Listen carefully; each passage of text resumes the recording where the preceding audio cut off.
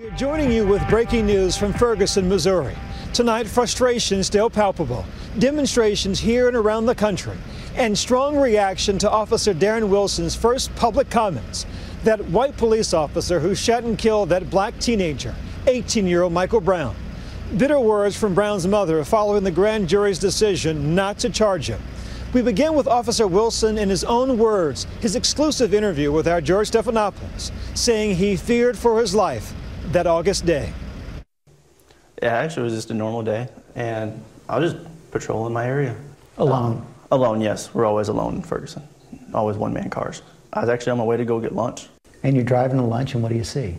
I see two individuals who I later became to know as Darren Johnson and Michael Brown. You didn't know then? No, I did not.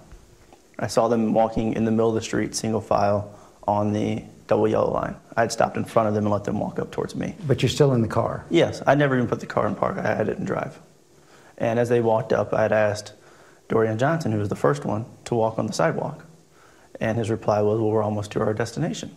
And I was like, okay, well, what's wrong with the sidewalk? And then as he passed, he just kept walking, ignoring that, is when Michael Brown came next.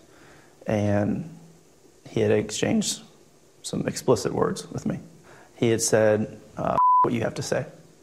First words to you? Yes. And when I looked at him, you know, as law enforcement, we're always trained to look at people's hands. The hands are what will hurt you. And I noticed that his right hand was full of cigarillos. And it kind of all clicked then. You know, the call I'd heard, I was in the vicinity of where they were going. Cigarillos were in his hand. Darren Johnson was wearing a black shirt. And that's when it hit me that these were the suspects from that stealing. He was aggressive in his manner. Yes. You say, cigarillos in his hand. Did you have any sense that he might be armed? I did not know. I had no idea. Got on the radio and I asked for assistance. What happens next? I had backed up because they had kept walking, ignored everything I had said. You're still in the car? I'm still in the car. I then put the car in reverse and I backed up just past them and kind of blocked the street and them off. And so you're kind of in the middle of the street like this? Yeah, it was like if the street's this way, my car was angled that way. Mm-hmm. It kind of blocked them from escaping, and it just kind of provided a little security for everybody. And I had gone to open the door and get out of the car. And when I did so, as I was opening the door, I said, hey, come here for a minute. And that's when he turned and said, what the are you going to do about it? And slammed my door shut on me. Slam the door shut? Yes. So you're trying to get out. He slams the door shut? Yes. And?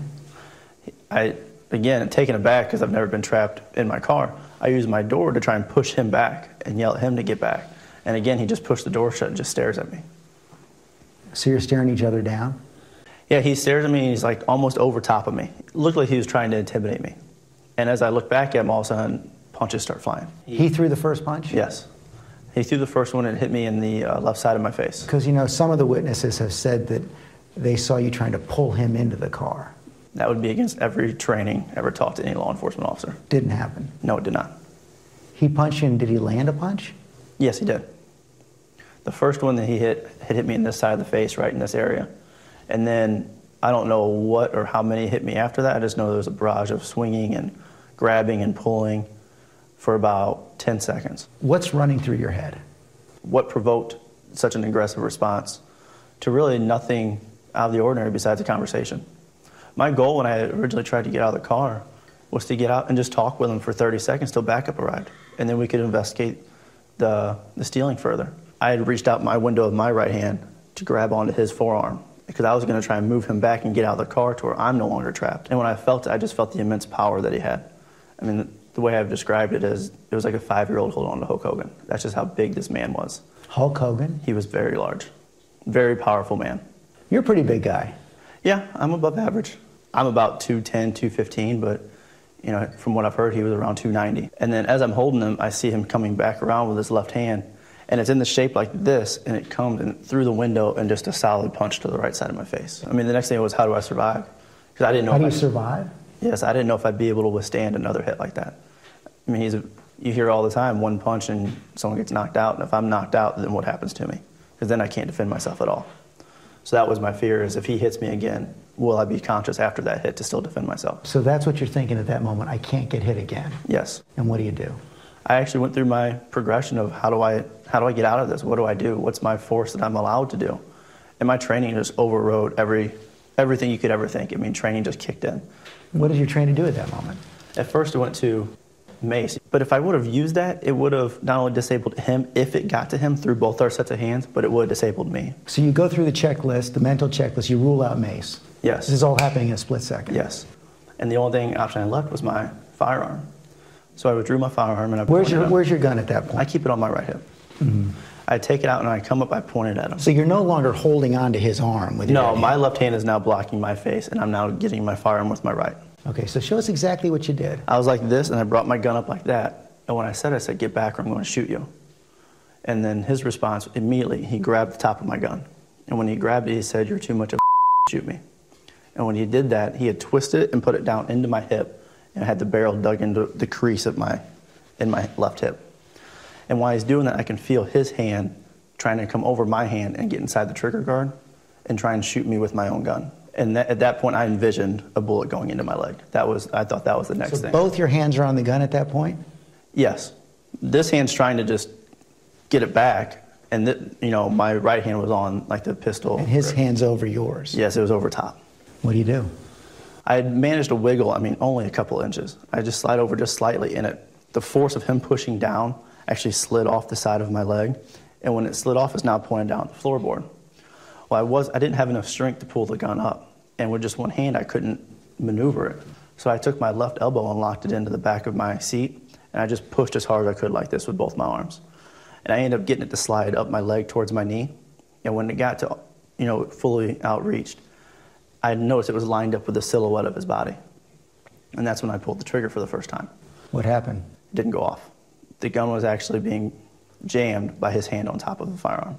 I believe his finger was blocking the hammer from striking the slide. So I tried again, and again another click.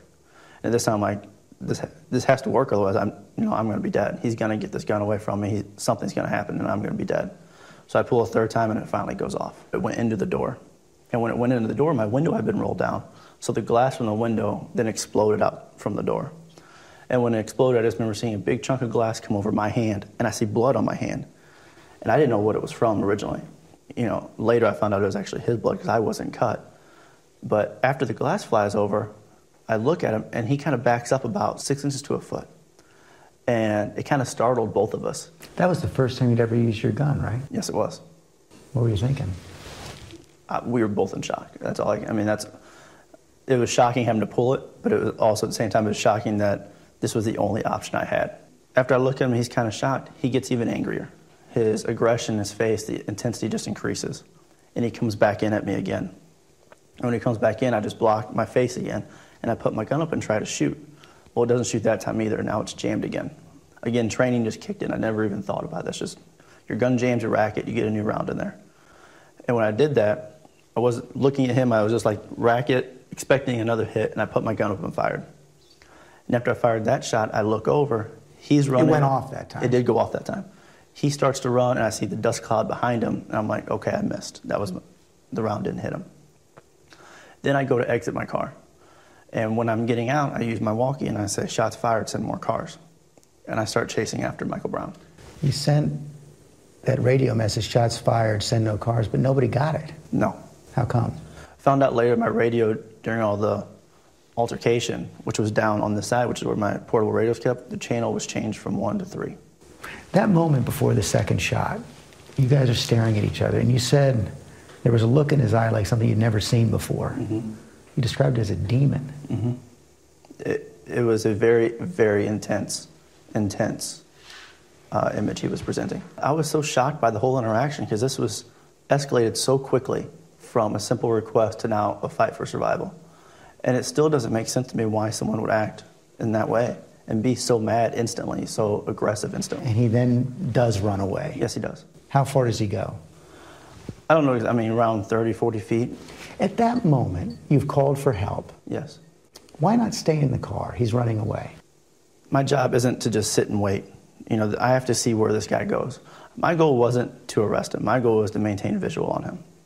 And I was worried. You mean you weren't going to arrest him alone? Not alone, no. I knew I had backup on the way. And then he stops? He does stop.